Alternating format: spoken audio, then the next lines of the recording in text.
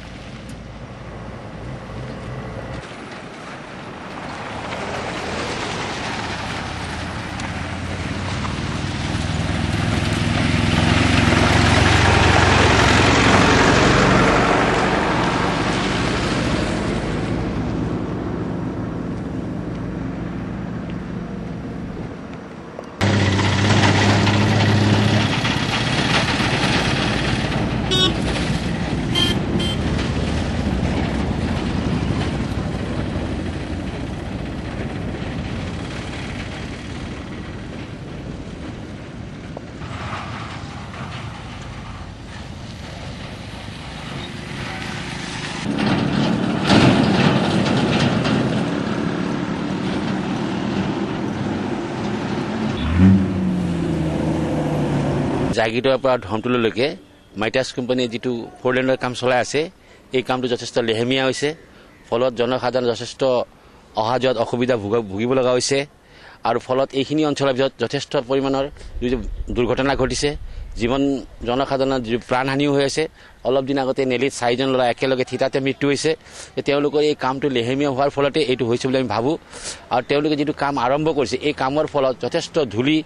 ধূলিৰ ফলত মানুহৰ জনসাধাৰণৰ অসুবিধা হৈছে তেওঁলোকে ৱাটাৰিং কৰিবলৈ পানী যোগানৰ ব্যৱস্থা কৰিবলৈ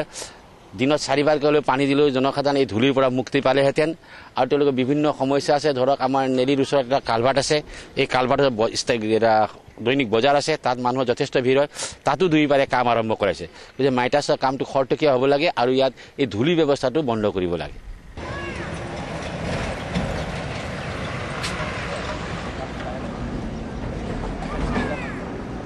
এই মাটিবিলাক উৰি গোটেইখন ধূলিময় হৈছে যাৰ ফলত আমি এতিয়া